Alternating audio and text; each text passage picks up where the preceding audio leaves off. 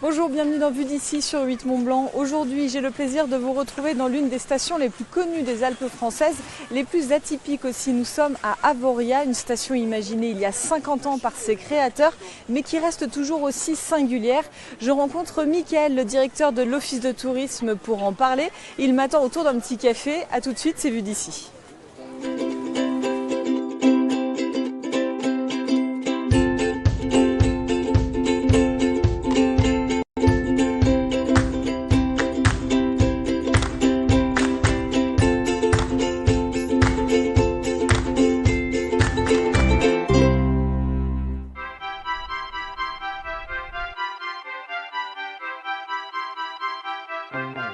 It was years ago, it was mad, just another show. I felt too bad, cause I didn't know. Sound check it so weird, harder than to run.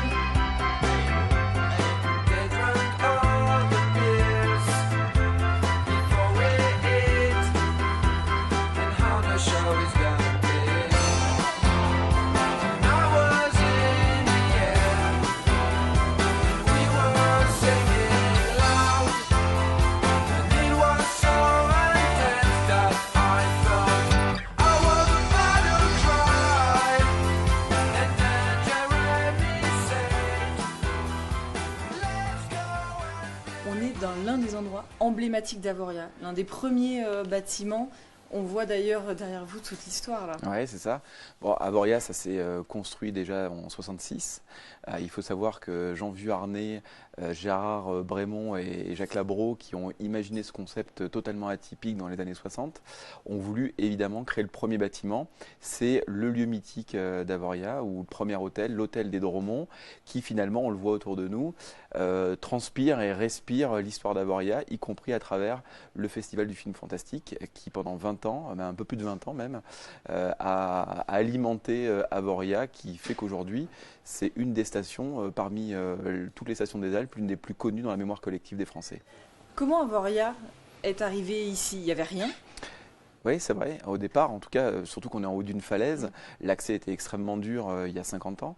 Il y avait un jeune homme, on va dire, qui était sportif, qu'on connaît de nom tous, Jean Vuarnet, qui était un enfant du pays et qui avait toujours imaginé, même étant très jeune, une station en haut de cette falaise à Avoria.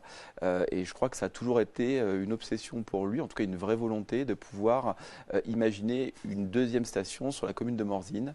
Et le projet est né dans les années 60 avec une rencontre d'un industriel, d'un promoteur, Gérard Brémond, qui aujourd'hui est le président de Center Parcs et Pierre et Vacances, et quelqu'un qui était entre guillemets talentueux dans son activité, Jacques Labro, qui revenait d'Italie avec un prix l'innovation et qui avait lui aussi envie de s'inventer, de créer son concept. Et les trois hommes se sont retrouvés avec un entrepreneur, un architecte et un visionnaire aussi, Jean Vuarnet, sur ce projet. La promesse de départ, quand ils ont créé Avoria, elle était où?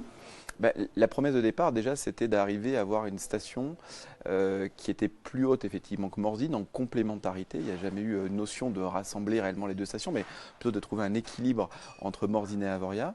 Et Jean Vuarnet, dans ce que l'on m'a raconté, moi, de ses envies et de ses projets, c'est aussi d'avoir de la pente et de pouvoir imaginer une descente Avoria-Morzine, d'où le fait qu'effectivement, la falaise et les 850 mètres de plus, finalement, permettaient de pouvoir avoir de l'entraînement, de pouvoir avoir des pistes un peu différentes du domaine qu'avait Morzine dans les années 60. Et ce qui est assez incroyable, c'est que donc là on parle de ça il y a plus de 50 ans, la force de l'innovation de ces créateurs-là, parce que ça reste presque innovant aujourd'hui. Ah oui, mais complètement. Et je crois d'ailleurs que c'est ce qui fait que je suis aujourd'hui ici. Je ne serais pas allé ailleurs, pour être très objectif, dans une station de ski. Moi, ce qui m'a rendu complètement amoureux de la destination, c'est ces trois hommes qui, moins de 30 ans, se sont dit, dans une époque des 30 glorieuses, on va imaginer une station éco-responsable, sans voiture. Il faut se souvenir quand même qu'à l'époque, la voiture, c'était l'objet de luxe, mais aussi l'objet qui permettait de se déplacer. Et on a beaucoup de films qui nous rappellent que les gens voulaient aller quasiment en voiture dans leur appartement. Ils ont pris le contre-pied absolu d'un point de vue écologie, empreinte carbone.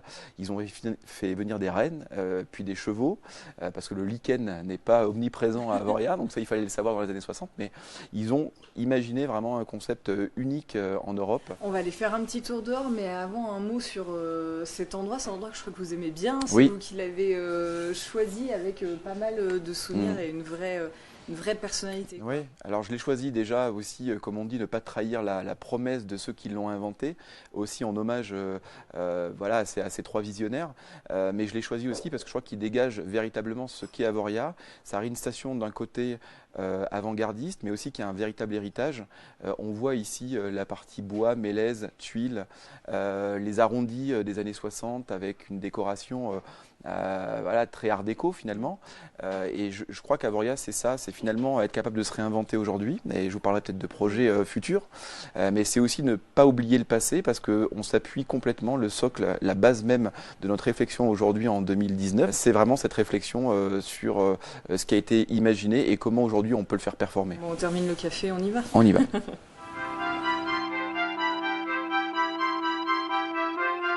Then we led the show. It wasn't so easy. I had to take them home to have a good sleep. But when they saw my room, they went on my four-track recorder, and we started to sing and drink some wine. And I used to know I was in the air, and we were singing. Là, on a un bon exemple de l'innovation dont on parlait autour de l'architecture à Avoria. Ouais, complètement. On est dans le quartier historique qui s'appelle les Ardoisières. Et en fait, c'est vrai qu'il est particulièrement touchant, parce qu'il est magnifique, et deux, quand on connaît un petit peu l'histoire, il y avait une vraie volonté de vouloir un petit peu diversifier la promesse à Avoria. Donc on a vu l'hôtel des Dromons. Là, on arrive vraiment dans des chalets individuels qui ont été imaginés à la naissance d'Avoria, au tout départ. Alors c'est des chalets qui tombent dans la vallée de Morzine, ardoisières parce qu'on a bien des carrières d'ardoises qui sont sur le même secteur. Et effectivement, voilà, on est sur des petits chalets très charmants qui ont été imaginés au départ uniquement sur plan. Donc il fallait acheter son chalet sur plan, ce qui n'est pas toujours quelque chose de très facile. Et déjà à l'époque, bon, ça fonctionnait bien et on dit toujours que c'est un pari audacieux parce que justement des gens ont fait confiance à Avoria et ont investi dans ces chalets qui aujourd'hui sont probablement les plus prisés de la station.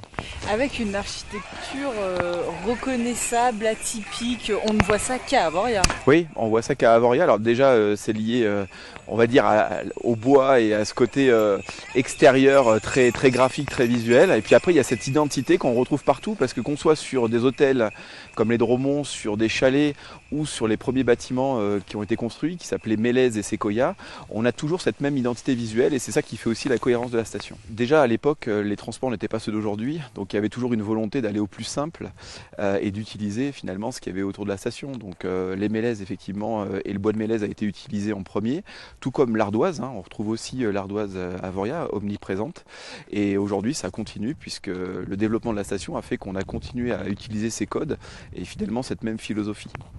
En tout cas, ça a été conçu en intégrant l'environnement. Oui, la volonté de Jacques Labro, qui est l'architecte, on va dire, premier d'Avoria, même s'il y en a eu d'autres qui se sont associés pour pouvoir développer une telle station où il n'était pas seul.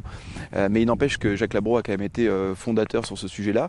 Et dès le départ, il voulait une station qui s'intègre complètement dans la montagne. Et d'ailleurs, si on vient de Morzine et qu'on arrive à Avoria, on a du mal au tout départ avec l'œil à repérer la station parce qu'elle est grise, parce qu'elle a pris la couleur de l'ardoise, parce qu'elle a des lignes très longues qui viennent toucher le sol au niveau des bâtiments et finalement c'est les côtes de la montagne. Donc elle se confond parfaitement dans l'environnement.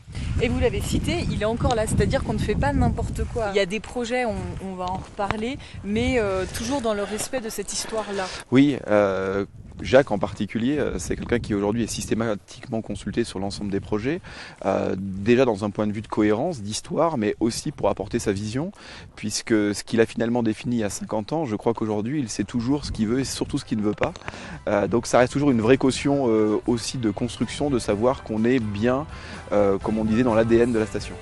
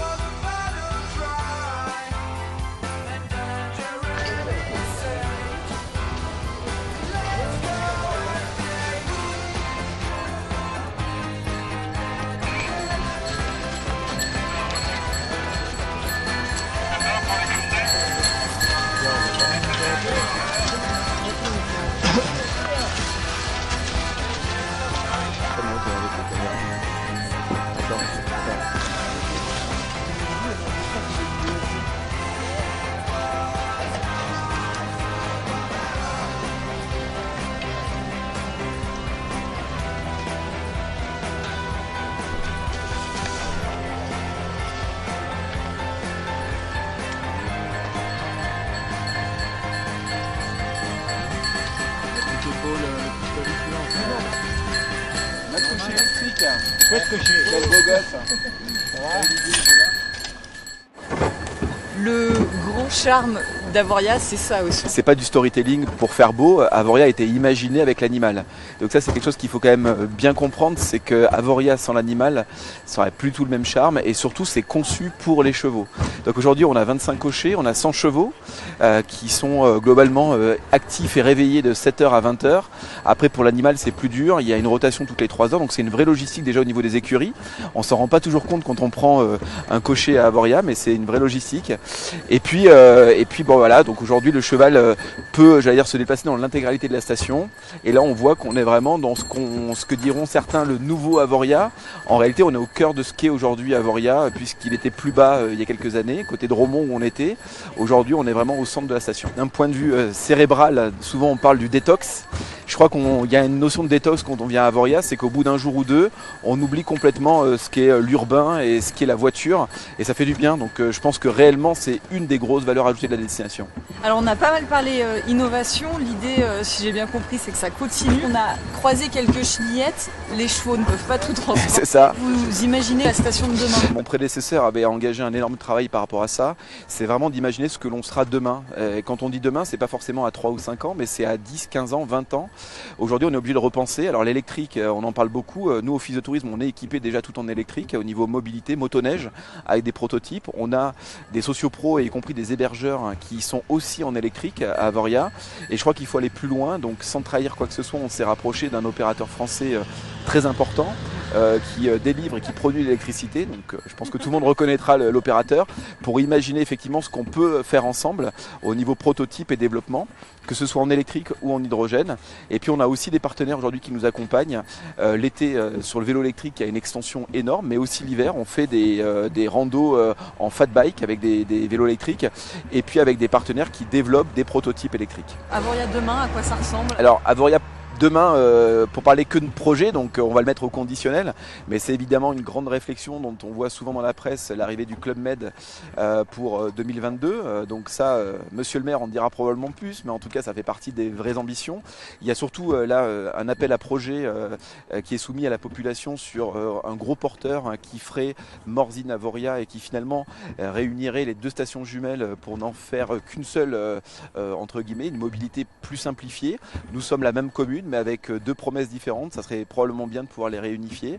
Et puis c'est des projets hôteliers, on a un hôtel qui ouvre dans un an, qui est en cours de construction en ce moment, et on a un gros projet d'hôtel avec un architecte aussi de renom qui devrait redonner aussi voilà, des belles couleurs à la destination à partir de 2022 sur plus de 800 lits.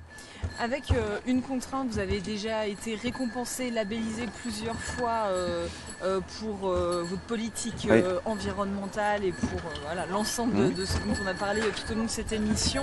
Ça a une vraie contrainte. En tout cas, c'est quelque chose sur laquelle on y réfléchit en permanence. Maintenant, l'enjeu, il est bien d'avoir un label grâce aux efforts fournis en termes d'éco-responsabilité ou d'empreinte carbone. Par contre, c'est pas l'inverse. En fait, on ne fait pas des efforts pour avoir un label, si je puis dire. Donc finalement, le label se greffe à une continuité qui existe depuis 50 ans. Alors certes, aujourd'hui, on s'adapte aux critères et aux nouveaux critères des labels qui sont de plus en plus exigeants. Certains ont plus de 200 critères en écologie, ce qui n'est pas toujours simple. Mais c'est vrai que c'est vraiment dans ce sens-là. Voilà, on travaille la destination avant tout pour le client, pour l'éco-responsabilité. Et ensuite, si on a des labels autour de ça, tant mieux.